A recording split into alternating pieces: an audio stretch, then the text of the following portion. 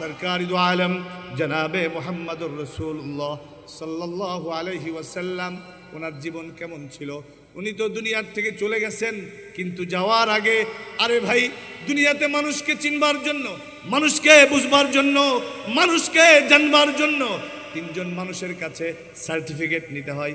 এই তিনজন যদি ক্লিয়ারেন্স দিয়ে দেয়, সার্টিফিকেট দিয়ে দেয়, তাহলে বুঝবেন সত্যিকার অর্থে এই লোকটা এক নাম্বার, এই লোকটা অরিজিনাল, এই লোকটা খাঁটি, এই লোকটা পিওর। নাম্বার এক, আপনি যত বড় পীর হন, যত বড় নেতা হন, যত বড় খেতা হন, যত বড় যাই হন না কেন, কিন্তু আপনি যে কেমন এটা দুনিয়ার আর কেউ না জানলেও আপনার স্ত্রী জানে কি জানে না? আরে কথা কন না, জানে কি জানে না? স্ত্রীর কাছে জানলে আসল খবর জানা যায় উনি আসলে কেমন। সরকারি দু আলম জনাবে মুহাম্মদুর রাসূলুল্লাহ সাল্লাল্লাহু আলাইহি ওয়াসাল্লাম কেমন? নবীজির দুইজন স্ত্রী, একজন হলেন উম্মুল মুমিনিন মখদুমাতুল মুসলিমিন আম্মা জান খাদিজাতুল কুবরা রাদিয়াল্লাহু তাআলা আনহা। মাইকের আওয়াজ যতদূর যাচ্ছে, ও পর্দার আড়ালের মা বোনেরা একটু কানটা খাড়া করো, একটু এদিকে খেয়াল করো। আজকে অনেকেই তোমাদেরকে হাসিনার সাথে তুলনা দেয়, খালেদার সাথে তুলনা দেয়, রওশনের সাদের সাথে তুলনা দেয়, স্পিকার শিরিন শারমিনের সাথে তুলনা দেয় যে তোমরা মহিলা, তারাও মহিলা, তোমাদের দাম কত? আরে কিসের দাম, কিসের দাম? 16টা বছর যিনি এই দেশটা শাসন করলেন, তিনি গেলেন 16টা সেকেন্ড, তিনি সুন্দরভাবে সময় পাইলেন না। ঠিক না বে ঠিক? আওয়াজ করে বলুন ঠিক না বে ঠিক? 16টা বছর এই দেশে আলেম ওলামারা এরা সুন্দরভাবে কোথাও বলতে পারে নাই। কথা বলেন ঠিক না বে ঠিক? কিন্তু সেই নেত্রীর নাম নিয়ে তুমি বড় হও, সেই নেত্রীর নাম নিয়ে তুমি বলো অমুক তো প্রধানমন্ত্রী ছিল, তোমার জাতি, তুমিও প্রধানমন্ত্রীর জাতি, কি মর্যাদা? তোমার নাম হাসিনা খালেদা আর রওশনের সাদের সাথে নিয়ে মা, আমি তোমাকে ছোট করতে চাই না, আমি তোমাকে বলতে চাই তোমরা মায়ের জাতি কতটা মর্যাদাপূর্ণ একটু খেয়াল করো।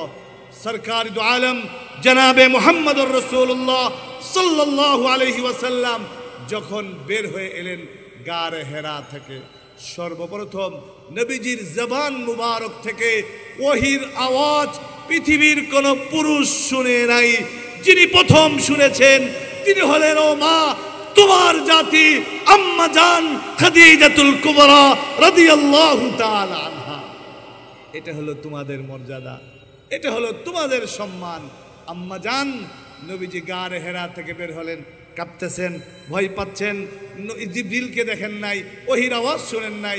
সর্বপ্রথম ইন্নী খাশিতু আলা নাফসি, নবীজি বলেন জাম্মিলুনি জাম্মিলুনি, ও খাদিজা আমি আমার জীবন নিয়ে আশঙ্কিত, মনে হয় আমি বাঁচব না, তুমি আমাকে কম্বল দ্বারা আবৃত করো, কম্বল দ্বারা আমাকে পেঁচাও, আমার তো জ্বর উঠে গেছে, আমি ভয় পাচ্ছি, মনে হয় আমি বাঁচব না। ও আমার ভাইয়েরা, পর্দার আড়ালের মা বোনেরা, একজন স্ত্রী তার স্বামীর পাশে কিভাবে দাঁড়াবে, কিভাবে থাকবে, কিভাবে সহযোগিতা করবে, তাকিয়ে দেখুন। পৃথিবীর শ্রেষ্ঠ স্ত্রী হযরতে খাদিজাতুল কুবরা, শ্রেষ্ঠ স্বামী জনাবে মুহাম্মদুর রাসূলুল্লাহ সাল্লাল্লাহু আলাইহি ওয়াসাল্লামের পাশে কিভাবে দাঁড়িয়েছিলেন। হযরতে খাদিজা নবীজিকে সান্ত্বনা দিয়ে বললেন, অভয় দিয়ে বললেন, ওগো নবীজি আপনি একটু দুশ্চিন্তা করবেন না, কাল্লা ওয়াল্লাহ মা ইউখজিকাল্লাহু আবাদা ইন্নাকা লাতাসিলুর রহম ওয়া তাহমিলুল, পাঁচটা সিফাতের কথা, পাঁচটা বৈশিষ্ট্যের কথা, পাঁচটা গুণের কথা আম্মা জান খাদিজা উচ্চারণ করেছিলেন। আমার সেদিকে যাওয়ার সুযোগ নাই, সময়ও নাই, শুধুমাত্র 5টা। আম্মা জান খাদিজা বললেন, ওগো নবীজি আপনি একটু ঘাবড়াবেন না, আল্লাহর কসম করে বলছি আল্লাহ আপনাকে ধ্বংস করবেন না। তার মূল কারণ, আল্লাহ আপনাকে ধ্বংস করবেন না, তার মূল কারণ হইল যে আপনি অসহায়ের সহায়। কাদের সহায়? আওয়াজ করে বলুন, কাদের সহায়? অসহায়ের সহায়। আপনি গরিবের বন্ধু, আপনি এতিমের আশ্রয়দাতা, ঠিকানাদাতা, আপনি আপনজনদের সম্পর্ক রক্তের বাঁধনকে আপনি অটুট রাখেন, মজবুত রাখেন, আত্মীয়তার সম্পর্ক আপনি ঠিক রাখেন। সুতরাং আল্লাহ আপনাকে ধ্বংস করবেন না। আপনি কর্মক্ষম মানুষকে আপনি সহযোগিতা করেন। সর্বশেষ আম্মাজান খাদিজাতুল কুবরা রাদিয়াল্লাহু তাআলা আনহু যেই বিষয়টার দিকে নবীজির দৃষ্টি আকর্ষণ করেছিলেন সেটা হলো, ওগো নবীজি, আপনি সব সময় হকের পক্ষে থাকেন। আওয়াজ করে বলুন, কিসের পক্ষে? আপনারা কিসের পক্ষে থাকবেন? হকের পক্ষে না বাতিলের পক্ষে? ন্যায়ের পক্ষে না অন্যায়ের পক্ষে? জুলুমের পক্ষে না ইনসাফের পক্ষে? স্বৈরাচারের পক্ষে না ন্যায় বিচারের পক্ষে? ফ্যাসিস্টের পক্ষে না দেশের জনগণের পক্ষে? কাদের পক্ষে? আওয়াজ করে বলুন, কাদের পক্ষে? উলামায়ে কেরামের সাথে। কাদের সাথে? উলামায়ে কেরামের সাথে। ও আমার ভাইয়েরা, আম্মাজান খাদিজাতুল কুবরা রাদিয়াল্লাহু তাআলা আনহা সেদিন নবীজিকে অভয় দিলেন, আল্লাহ আপনাকে ধ্বংস করবেন না, আল্লাহ আপনাকে নিঃশেষ করবেন না। আর একদিকে আরেকজন স্ত্রী হযরতে আয়েশা সিদ্দিকা রাদিয়াল্লাহু তাআলা আনহা, তিনিও ঘোষণা দিলেন, লানা শামসুন ওয়ালিল আফাকি শামসুন ওয়া শামসি আফদালু মিন শামসিস সামাই ফাইন্নাশ শামসা তাতলু বা'দাল ফাজরি ওয়া শামসি তাতলু বা'দাল ইশাই। ও দুনিয়ার মানুষেরা, ও দুনিয়ার মানুষেরা, তোমাদের একটা সূর্য আছে, আমি আয়েশারও একটা সূর্য আছে। জবান খুলে বলেন না আল্লাহু আকবার। তোমাদের একটা সূর্য আছে, আমি আয়েশারও একটা সূর্য আছে। তোমাদের সূর্যটা উদিত হয় ফজরের পরে, আমার সূর্যটা উদিত হয় এশার নামাজের পরে। তোমাদের দুনিয়ার যে সূর্য, সেই সূর্যর চেয়ে আমার সূর্য, আমার নবী, আমার আকা, আমার স্বামী, আমার প্রিয় মুহাম্মদ, সকলে বলুন সাল্লাল্লাহু আলাইহি ওয়াসাল্লাম, অধিকতর সুন্দর। আম্মাজান আরেকটা বলেছিলেন, ও মিশরের নারীরা, ও দুনিয়ার নারীরা, মিশরের মেয়েরা হযরতে ইউসুফের সৌন্দর্য দেখে আঙ্গুল কেটেছিল না কাটে নাই? আঙ্গুল কাটছিল কি কাটছিল না? আম্মাজান আয়েশা বলেন, মিশরের মেয়েরা হযরতে ইউসুফের সৌন্দর্য দেখে আঙ্গুল কেটেছিল, মাগার ঈমান আনে নাই। কিন্তু আমার আকা, আমার সরদার, আমার প্রিয়তম জনাবে মুহাম্মদুর রাসূলুল্লাহ সাল্লাল্লাহু আলাইহি ওয়াসাল্লামকে দেখার পরে সর্বপ্রথম ঈমান এনেছে, তারপরে আঙ্গুল নয় গলা দেওয়ার জন্য প্রস্তুত হয়ে গেছে। আমার ভাইয়েরা, নবীর ইজ্জত রক্ষার জন্য, খতমে নবুয়তের জন্য, নবীর শান মান মর্যাদার জন্য যদি উলামায়ে কেরাম আপনাদের ডাক দেয়, যদি হেফাজতে ইসলাম আপনাদের ডাক দেয়, যদি উলামায়ে কেরাম আপনাদের ডাক দেয়, যদি ইমাম পরিষদ আপনাদেরকে ডাক দেয়, রাজি আছেন তো শরীক হওয়ার জন্য, ময়দানে থাকার জন্য রাজি আছেন তো ইনশাআল্লাহ? আল্লাহ কবুল করুন। এত গেল একজন স্ত্রীর খবর। নাম্বার 2, স্বামীটা কেমন? স্ত্রীর পাশাপাশি আর একজন বলতে পারে ব্যক্তির ড্রাইভার, ওই ব্যক্তির কর্মচারী, ওই ব্যক্তির খাদেম, ওই ব্যক্তির গোলাম, ওই ব্যক্তির দারোয়ান, ওই ব্যক্তির প্রাইভেট সেক্রেটারি, ওই ব্যক্তির খাদেম। যেই লোকটার চরিত্র কেমন, এই লোকটার আখলাক কেমন। আকায়ে নামদার তাজদারে মদিনা জনাবে মুহাম্মদুর রাসূলুল্লাহ সাল্লাল্লাহু আলাইহি ওয়াসাল্লামের একটা সন্তান ছিল, যায়েদ। কি ছিল? হ্যাঁ, যায়েদ। গোলাম ছিল, খাদেম ছিল, প্রাইভেট সেক্রেটারি ছিল, বডিগার্ড ছিল। তো যায়েদকে তো নবীজি কিনে নিয়েছেন। হঠাৎ একদিন যায়েদের পিতা, লক্ষ্য করুন, হঠাৎ একদিন যায়েদের পিতা যায়েদকে দেখার জন্য যায়েদের কাছে এসে বলে, ওগো আমার কলিজার টুকরা সন্তান, যাদের সন্তান নাই আমি তাদের বুঝাতে পারবো না, যাদের সন্তান আছে তারা একটু খেয়াল করুন। হযরতে যায়েদের বাবা এসে বলে, যায়েদ, আজকে দীর্ঘদিন তুমি বাড়ি ছাড়া, তোমার মা তোমার জন্য অপেক্ষা করতে করতে তার চোখের পানি শুকিয়ে গেছে। সারাটা দিন দরজাটা খুলে তাকিয়ে থাকে, কখন আমার সন্তান আসবে, কখন আমার ছেলে আসবে, কখন আমার মানিক আসবে, কখন আমার কলিজার টুকরা আসবে। তোমার জন্য সে অধীর অপেক্ষায় আছে। তোমার বোন, সে তোমার জন্য অস্থির, ভাইয়া কখন ফিরবে, ভাইয়া কখন আসবে, ভাইয়া কখন ফিরবে, ভাইয়াকে কখন দেখব। তোমার জন্য তোমার বোন অস্থির। ও যায়েদ, চলো না তুমি একটু বাড়িতে। হযরত যায়েদ বলে, সব ঠিক আছে আব্বা, আগে চলুন না, আপনাকে একটু নবীজির সাথে পরিচয় করিয়ে দিই। যায়েদ নবীজির কাছে নিয়ে বলেন, ওগো নবীজি, এই হলো আমার আব্বা, সরকারি দু আলম জনাবে মুহাম্মদুর রাসূলুল্লাহ সাল্লাল্লাহু আলাইহি ওয়াসাল্লাম, ড্রাইভারের বাবা, দারওয়ানের বাবা, খাদেমের বাবা, কাজের লোকের বাবা। এই জন্য দূর দূর করেন নাই, বরঞ্চ বড় ইস্তেকবালের সাথে, অভ্যর্থনার সাথে, মহব্বতের সাথে আস্তে করে তাকে বসিয়েছেন। বলেন, কেমন আছেন আপনি? হযরতে যায়েদের আব্বা বলেন, অনেক ভালো আছি, তবে আমি আপনাকে একটা কথা বলবো, আমার সন্তান যায়েদকে আপনি যত টাকায় কিনেছেন আমি আপনাকে দ্বিগুণ পয়সা দিতে প্রস্তুত, তারপরেও যায়েদকে আপনার কাছে আপনি রাখবেন না, যায়েদের মার কাছে পাঠান, যায়েদের বোনের কাছে পাঠান। নবীজি বলেন, আরে আমি তো দুনিয়াতে এসেছি মিলিয়ে দেওয়ার জন্য, পৃথক করার জন্য নয়, আমি এসেছি মিলিয়ে দেওয়ার জন্য। কি বলেন আপনি? টাকা দ্বিগুণ কিসের টাকা? যদি যায়েদ যেতে চাই 1 টাকাও আপনাকে দেওয়া লাগবে না, বরঞ্চ আমি আরো কিছু হাদিয়া দিয়ে ওকে পাঠাবো। তবে শর্ত হলো, যায়েদ যদি স্বেচ্ছায় যেতে চায়। যায়েদ যদি স্বেচ্ছায় যেতে চাই, তাইলেই কেবলমাত্র, জোর করা যাবে না। এ কথা বলার পরে হযরতে যায়েদের আব্বা যায়েদের চোখের দিকে তাকিয়েছে। যায়েদের 2 চোখ, যায়েদের বাবার 2 চোখ, 4 চোখের মিলন চলছে। 2 চোখ 2 চোখের দিকে তাকাচ্ছে। যায়েদের বাবার চোখ বলে, বাবা এখন তো আর কোনো রুকাওয়াট নাই, এখন তো আর কোনো বাধা নাই, এখন তো আর কোনো ঝামেলা নাই।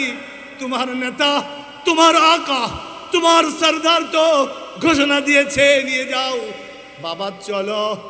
হযরতে যায়েদ চোখের পানি ছেড়ে দিয়ে পিতাকে উদ্দেশ্য করে বলে, বাবা আম্মা জানকে সালাম বলবেন, নিশ্চিত তিনি আমার মোহাব্বত, আমার ভালোবাসায় আজকে অশ্রুসিক্ত।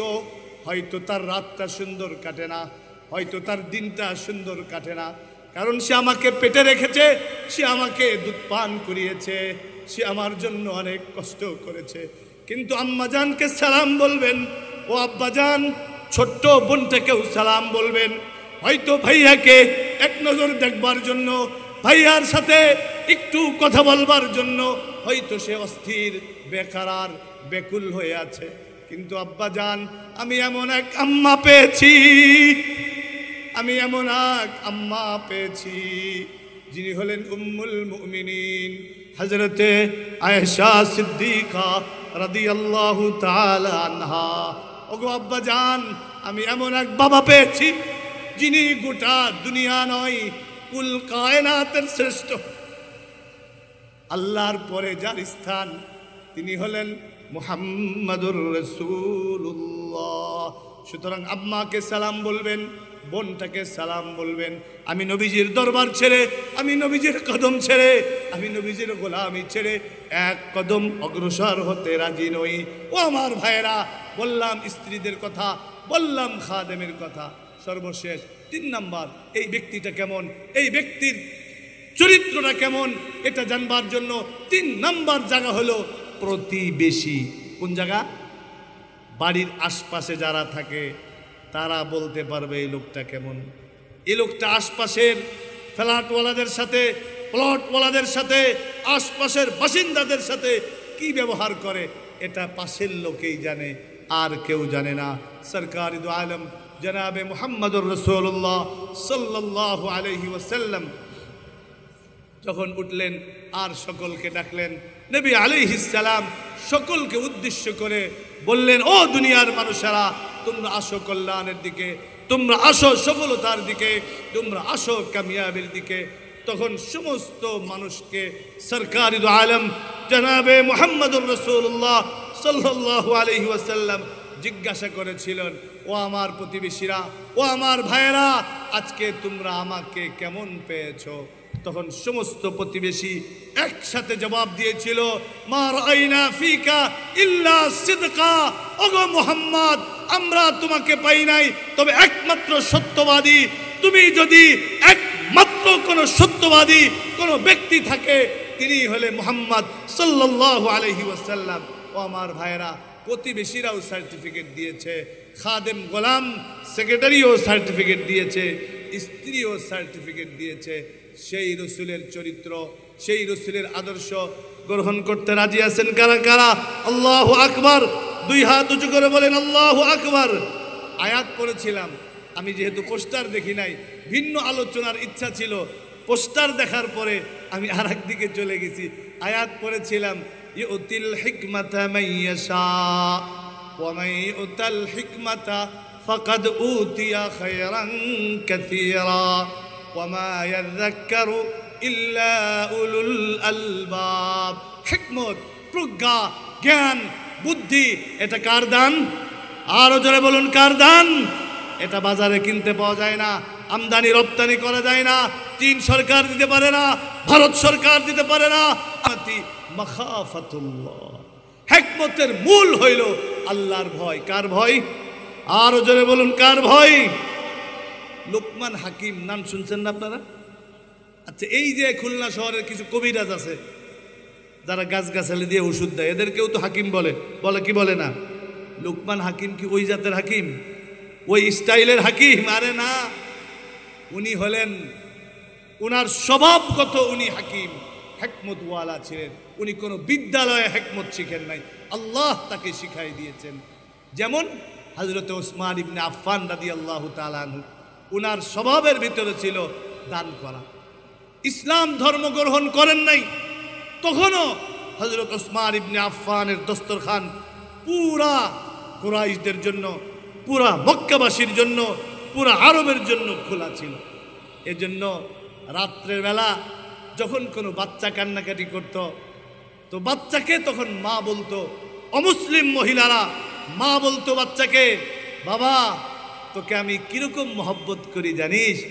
ওসমানকে কুরাইশরা যেরকম মহব্বত করে আমিও তোকে সেই রকম মহব্বত করি। ওইটা যেমন তার ফিতরাত ছিল, দান করা, সদকা করা, মানুষের উপকার করা, ঠিক লোকমান হাকিমের ফিতরাতই ছিল, স্বভাবই ছিল হিকমত। রাজ দরবারের সঙ্গে ভালো যোগাযোগ। ছোট্ট বাচ্চা, এখনো বড় না, বাদশার দরবারে বসে আছে। এক লোক হাদিয়া নিয়ে আসছে একটা ফল, তো ফলটা মিষ্টি না, তিতা। এই তিতা ফলটা লোকমান হাকিম যেহেতু সবার ছোট, তো বাদশা বলছে আগেই বাচ্চাটাকে দাও।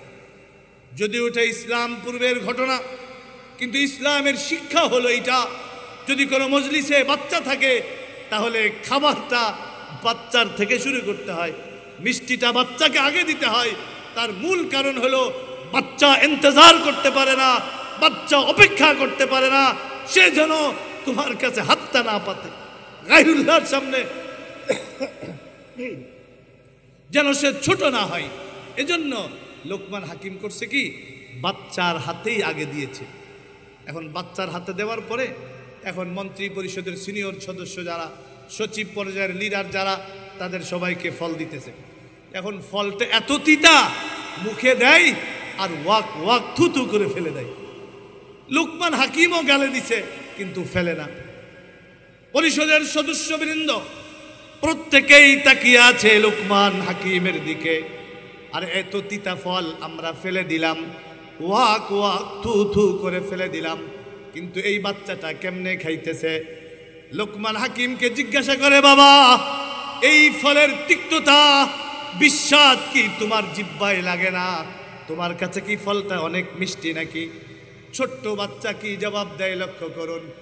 হযরতে লোকমান হাকিম বলেন, আপনারা সিনিয়র, আপনারা আমার বড়, আপনারা আমার মুরব্বী, আপনাদের জিহ্বায় যেমন এই ফলের স্বাদ ছিল, যেমন তিক্ততার তীব্রতা ছিল, ঠিক তদ্রূপ আমার কাছেও এই ফলটা অনেক বেশি তিতা ছিল। কিন্তু আমি যখন খাচ্ছিলাম আর আপনাদের দিকে তাকাচ্ছিলাম, আপনারা ফেলে দিচ্ছিলেন, আমারও মন চাচ্ছিল আমিও আপনাদের কাতারে শামিল হই, আপনাদের মতো আমিও ফেলে দেই। কিন্তু আমি তখন চিন্তা করলাম, আমার দিল আমাকে ডেকে ডেকে বলে, আরে তুই লোকমান হাকিম, ফলের দিকে তাকাস না, দেনেওয়ালা হাতটার দিকে তাকা। যেই বাদশা তোরে সব সময় ভালো কিছু দেয়, হঠাৎ একদিন তোকে একটু তিতা ফল দিয়েছে, আজকে তুই তার নাফরমানি করবি, এটা নেমক হালালি নয়, এটা শুধুমাত্র নেমক হারামি ছাড়া আর কিছুই নয়। ও আমার ভাইরা, আজকে যেই মালিক আমাকে চোখ দিলেন, যেই মালিক আমাকে কান দিলেন, যেই মালিক আমাকে জবান দিলেন, যেই মালিক আমাকে হার্ট দিলেন, যেই মালিক আমাকে কিডনি দিলেন, সেই মালিকের শুকর আদায় করি না, সেই মালিকের কোনো কিছুই আমরা চিন্তা করি না, সেই মালিককে আমরা মালিক বলেও ডাকি না। সবসময় অকৃতজ্ঞতা, সবসময় নাশুকরি, কিছুই পাইলাম না, কিছুই পাইলাম না, হাই হাই খাই খাই ছাড়া আর কিছুই না। লোকমান হাকিম বলে, আর আমি তো এইটা বুঝাইতে চাইছি, যেই রব, যেই আল্লাহ, যেই মালিক আমাকে আপনাকে এমন সুন্দর করে ফেলেছেন, এমন সুন্দর করে আমাকে আপনাকে পালেন, সেই রবের কৃতজ্ঞতা কেন তোমরা প্রকাশ করো না?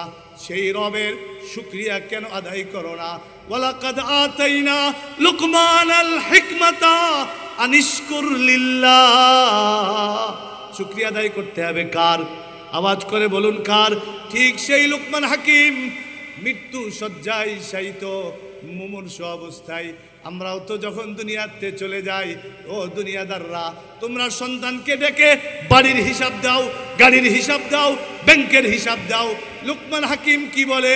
বাচ্চা একটা মাত্র সন্তান তার, বাচ্চাটাকে ডেকে বলে, বাবা আমার চক্ষুটা হয়তো কিছুক্ষণ পরে বন্ধ হবে, আমার চক্ষু বন্ধ হওয়ার পূর্বে ও বাবা আমি তোমার চক্ষু খুলে দিতে চাই, আমার চক্ষুটা বন্ধ হওয়ার পূর্বে আমি তোমার চক্ষু খুলে দিতে চাই।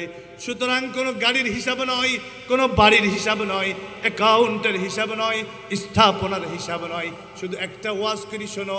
ওয়াইদ ক্বালা লুকমানু লিবনি ওয়া হুয়া ইয়াইযু ইয়া বুনাইয়া লা তুশরিক বিল্লাহ ইন্নাশ শিরকা লাযুলমুন আযীম। আমাদের একজন মুরব্বী উদাহরণ দিয়ে বুঝাইতেন, আপনার স্ত্রী যদি কখনো রান্না করতে গিয়ে তরকারিতে একটু লবণ বেশি দেয়, আপনি বলেন এটা বেঈমানি, গাদ্দারি না সামান্য ভুল? এটা সামান্য ভুল না বেঈমানি? এটা ক্ষমার যোগ্য না অযোগ্য? কেন ক্ষমা করবেন না আপনি? অথচ আপনার স্ত্রী যদি আয়রন করতে গিয়া একটু জামার কাপড়টা পুড়াই ফেলে, এটা ভুল না গাদ্দারি? এটাও ভুল।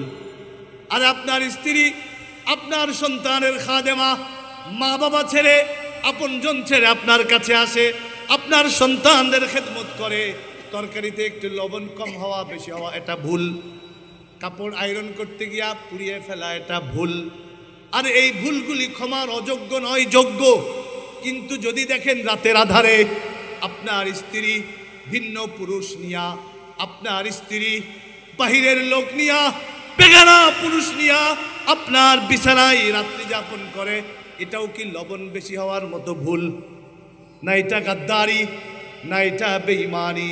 সুতরাং যে রব আলাম ইয়াজআল লাহু আইনাইন ওয়া লিসানাও ওয়া শাফাতাইন ওয়া হাদাইনাহুন নাজদাইন। আমার আল্লাহ বলেন, আমি কি দেইনি তাকে দুটি চোখ, একটি জিহ্বা আর দুটি ঠোঁট? আলাম নাজআল লাহু আইনাইন ওয়া লিসানাও ওয়া শাফাতাইন। আমি কি তাকে দেইনি দুটি চোখ, একটি জিহ্বা আর দুটি ঠোঁট? আরে আমার ভাইরা, একটু চিন্তা কেন করেন না? আমার আল্লাহ এমন স্রষ্টা, আমার আল্লাহ এমন খালিক, আমার আল্লাহ এমন রব, আমার আল্লাহ এমন মালিক, যিনি চোখের জায়গায় চোখ, নাকের জায়গায় নাক, ঠোঁটের জায়গায় ঠোঁট, দাঁতের জায়গায় দাঁত, কানের জায়গায় কান, হার্টের জায়গায় হার্ট, কিডনির জায়গায় কিডনি, বাল্বের জায়গায় বাল্ব, রক্তনালী আলাদা, খাদ্যনালী আলাদা, শ্বাসনালী আলাদা, জিহ্বার রগ আলাদা, চোখের রগ আলাদা, ঠোঁটের রগ আলাদা। এইগুলা কে চালান? আওয়াজ করে বলুন, কে চালান? একমাত্র আল্লাহ, আর কেউ নন। সুতরাং যেই রবের দেওয়া চোখ দিয়া তুমি দেখো, যেই রবের কান দিয়া তুমি শোনো, যেই রবের জবান দিয়া তুমি বলো, সেই রবের শুকরিয়া আদায় করো না, গায়রুল্লাহর কাছে চাও, তুমি মখলুকের কাছে চাও, গায়রুল্লাহর পূজা করো, সেই রব কি তোমাকে কখনো ক্ষমা করবে? ক্ষমা করবে?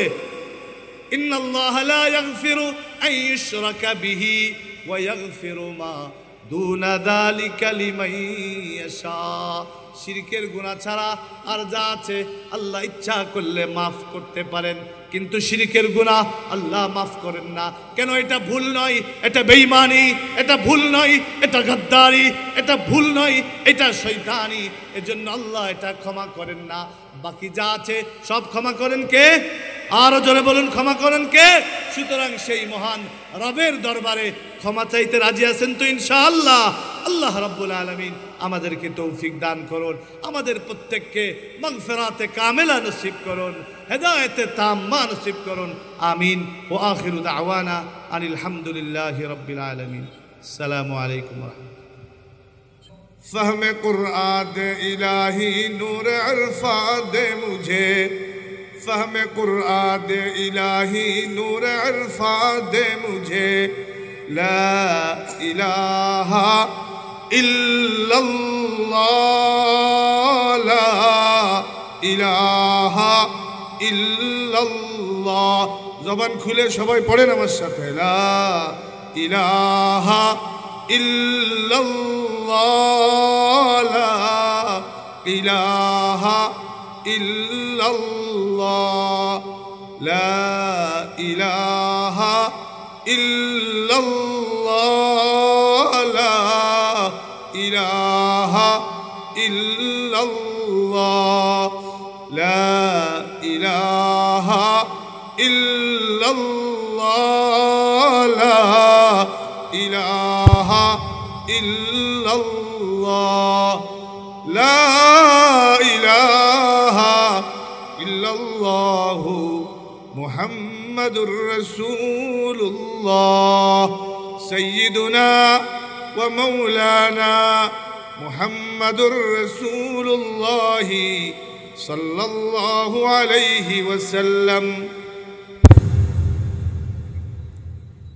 ইসলামপুর জামে মসজিদের উদ্যোগে আয়োজিত সিরাতুন নবী সাল্লাল্লাহু আলাইহি ওয়াসাল্লাম মাহফিলের শ্রদ্ধেয় সভাপতি শাইখুল ইসলাম আল্লামা শাহ আহমদ শফি রহমতুল্লাহি আলাইহির সুযোগ্য খলিফা হযরতুল আল্লাম হযরত মৌলানা সাখাওয়াত হুসাইন দামাত বারাকাতুহুমুল আলিয়া মঞ্চ উপবিষ্ট আছেন।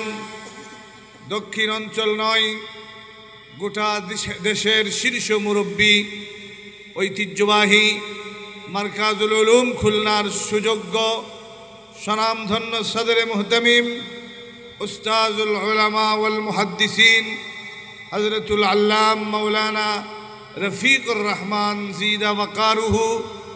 মঞ্চ উপবিষ্ট আছেন খুলনার ঐতিহ্যবাহী সংগঠন খুলনা জেলা ইমাম পরিষদের সংগ্রামী সফল সেক্রেটারি জেনারেল বর্ষিয়ান আলেম দ্বীন হযরত মৌলানা গোলাম কিবরিয়া দামাত বারাকাতুহুমুল আলিয়া, ঐতিহ্যবাহী জামিয়া ইসলামিয়া আরাবিয়া দারুল উলুম খুলনার সুযোগ্য স্বনামধন্য সিনিয়র মুহাদ্দিস হযরতুল আল্লাম মুফতি মৌলানা নসিরউদ্দিন কাসেমি দামাত বারাকাতুহুমুল আলিয়া, হযরত মৌলানা মুফতি জাকির হুসাইন সাহেব সহ দিগার হযরত উলামায়ে কেরাম, সমবেত বেরাদারান ইসলাম, পর্দার আড়ালে অপেক্ষমান শ্রদ্ধেয় মা ও বোনেরা, আজকের ইসলামপুর জামে মসজিদের উদ্যোগে আয়োজিত এই সিরাতুন নবী মাহফিলের মাগরিবের নামাজের পরে এই গুরুত্বপূর্ণ সময়ে আপনারা এই সুন্দর জান্নাতি বাগানে এই প্যান্ডেলের নিচে বসতে পেরে খুশি না বেজার? তো হানা বলেন আমার সাথে, খুশি না বেজার? অল্প না বেশি? জবান খুলে উচ্চ আওয়াজে সমস্বরে কালিমাতুশ শুকর আদায় করুন আলহামদুলিল্লাহ। মাগরিবের পরে প্যান্ডেল সহ আশপাশের উপস্থিতি একেবারে খারাপ না, কিন্তু আলহামদুলিল্লাহর যে আওয়াজ হওয়ার কথা ছিল তার 10 ভাগের 1 ভাগ হয় নাই। ইতিহাস ভুলে গেলে চলবে না। পৃথিবীর ভেতরে সবচেয়ে হতভাগা, দুর্ভাগা, কপাল পোড়া ওই জাতি, যে জাতি তার অতীত ইতিহাসকে ভুলে যায়।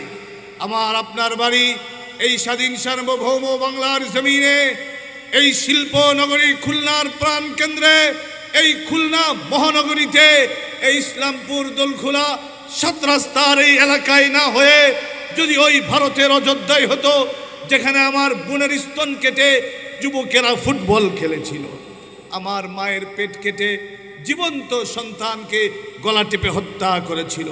তাকিয়ে দেখুন সুদূর ফিলিস্তিনের দিকে, সেখানে একজন ছোট্ট শিশু 1 ফোঁটা পানির জন্য একটা নলের উপরে তার জিহ্বাটা দিয়ে এভাবে চুষে চুষে ফুটা ফুটা পানি পান করবার সে চেষ্টা করে যাচ্ছে।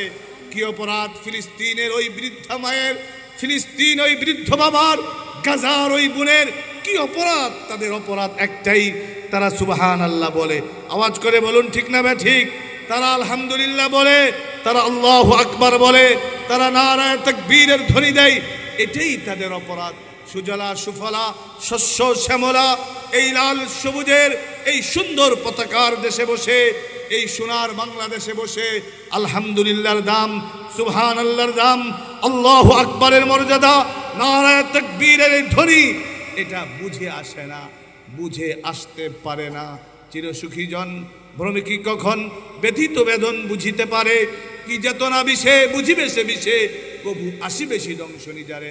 সুতরাং মহান রব্বে কাবাকে খুশি করবার জন্য জবান খুলে উচ্চ আওয়াজে ঈমানের শক্তিতে আবার কালেমাত শুকর আদায় করুন আলহামদুলিল্লাহ। মাশাআল্লাহ, এবার মোটামুটি হয়েছে। এটা জান্নাতের বাগান। কিসের বাগান? আরো জোরে বলুন কিসের বাগান? এই বাগানকে যদি কেউ সুন্দর করে, আল্লাহ তার জীবনকে সুন্দর করে দিবে। এই বাগানকে যদি কেউ সুন্দর করে, আল্লাহ তার যৌবনকে সুন্দর করে দিবে। এ বাগানকে যদি কেউ সুন্দর করে, আল্লাহ তার সংসারকে সুন্দর করবে।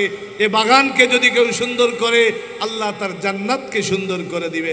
সুতরাং এই যে এলোমেলো অবস্থা, হোক না অল্প লোক, হেদায়েতের মালিক কে? আরো জোরে বলুন কে? হেদায়েতের মালিক কোনো বক্তা না, খতিব না, ওয়াইজ না, মুফতি না, মুহাদ্দিস না, মুফাসসির না, পীর না, ওলি না, বুজুর্গ না। এমনকি হেদায়েতের মতো এই দৌলত আল্লাহ কোন নবীর হাতেও রাখেন নাই। এটা কার হাতে? সুতরাং হেদায়েত পাওয়ার এক আশা নিয়ে এই ফাঁকা জায়গাগুলি পুরা করে পরিবেশ সুন্দর করেন। সুবহানাল্লাহ, আলহামদুলিল্লাহ, লা ইলাহা ইল্লাল্লাহ। একটু জায়গাও ফাঁকা থাকবে না। ও মালিক, তুমি দেখতেছো তোমার কুদরতি নজর দিয়ে যারা কষ্ট করে পেছন থেকে সামনে আসবে, বাহির থেকে ভেতরে আসবে, এই সুন্দর বাগান সাজাবে। আল্লাহ তুমি প্রত্যেকের কদমে কদমে নেকি দান করো। সকলে বলুন আমিন। আরো জোরে বলুন আমিন। এই যে জায়গাটাও বন্ধ করেন, ওইখানে যারা বসে আছেন মেহেরবানি করে মাগফিরাতের দিকে আগান না, রহমতের দিকে আগান, জান্নাতের দিকে আগান। এই এই এই যে কালো জামা সামনে, আমি আপনাকেই বলছি মাশাআল্লাহ, আল্লাহ আপনাদের প্রত্যেকের কদমে কদমে নেকি দান করুন। সকলে বলুন আমিন। আরো জোরে বলুন আমিন। এই ফাঁকা জায়গাটাও পুরো করে ফেলেন, পেছনে কেউ থাকবেন না। এরপরে একজন আসবে, তরতিব মতো বসবে, দেখতেও সুন্দর লাগে, পরিবেশটা সুন্দর হয়। আচ্ছা, এইখানে এই যে কিছু ছেলেরা এরা ক্যামেরা নিয়ে আসে, আপনারা কি মনে করেন শুধু এরাই ক্যামেরা নিয়ে আছে? না, ফেরেশতারাও ক্যামেরা নিয়ে আছে। আর তারা দাঁড়ায় দাঁড়ায় কি গল্প সল্প করে, দাঁড়ায় দাঁড়ায় তারা কি বাদাম খায় নাকি? তাদের কাজ কি? সুবহানাল্লাহ, আলহামদুলিল্লাহ, লা ইলাহা ইল্লাল্লাহ, সুবহানাল্লাহ, আলহামদুলিল্লাহ, লা ইলাহা ইল্লাল্লাহ, সুবহানাল্লাহ, আলহামদুলিল্লাহ, লা ইলাহা ইল্লাল্লাহ, লা ইলাহা ইল্লাল্লাহ। মাশাআল্লাহ, পরিবেশ অনেকটা সুন্দর হয়েছে। বাকি এখনো এই জায়গাটা, ওই যে পিছনে একদম যে বসা, আপনি এখানে আসুন, আসেন আসেন, আপনি সামনে আসেন। মাশাআল্লাহ মাশাআল্লাহ। ওই জায়নামাজ যাদের বসা আমি আপনাদের বলতে পারবো না, জায়নামাজটা উঠায় আবার আসেন। কিন্তু এই যে কষ্ট করতেছেন, আওয়াজ করে বলুন দেখতেছেন কে? আর একটু জবান খুলে বলেন না কে? আল্লাহ দেখতেছেন। মাশাআল্লাহ। আয় আল্লাহ, যেই মুরব্বীরা কষ্ট করে পরিবেশ সুন্দর করেছে, প্রত্যেকের দুনিয়ার জিন্দেগি সুন্দর করে দাও। সকলে বলুন আমিন।